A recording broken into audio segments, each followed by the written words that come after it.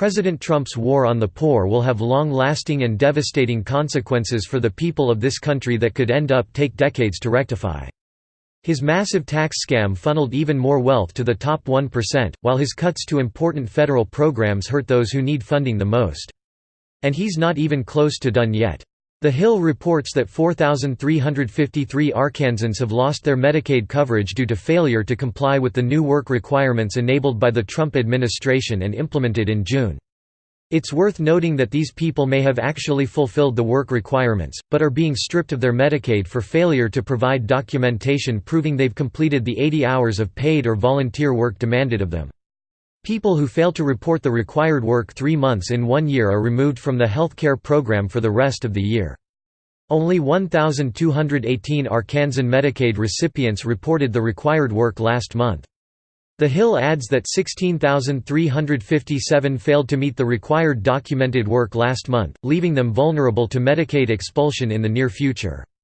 Last month, the National Health Law Program Legal Aid of Arkansas and the Southern Poverty Law Center advocacy groups filed a lawsuit against the Trump administration in response to its decision to allow the state of Arkansas to force work requirements on Medicaid beneficiaries.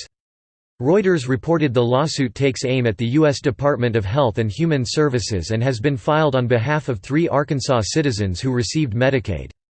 In June, Arkansas became the first U.S. state to require that many able-bodied Medicaid recipients do some combination of work, volunteer, job training or schooling for a minimum of 80 hours each month to keep their benefits, a sweeping shift in healthcare rules. Those who fail to meet the work requirements for any 3 months will be locked out of health insurance for the remainder of the year, Brendan Pearson of Reuters explains. The work requirements are expected to affect some 30,000 to 40,000 people between the ages of 40 to 49. Those affected must engage in some kind of paid or volunteer work and submit documentation proving they did it in order to maintain their Medicaid benefits.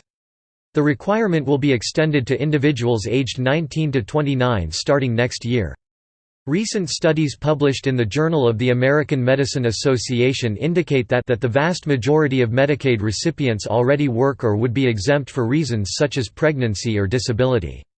Because only a small number of beneficiaries would be affected, budgetary savings through any reduction in the rolls would be minimal. While the Republican governor of Arkansas paints the move as an attempt to get able-bodied Arkansans back to work and avoid the imaginary exploitation of the Medicaid system, the truth is that this is simply another part of the eternal GOP push to slash all social programs and to further punish the poor simply for being poor.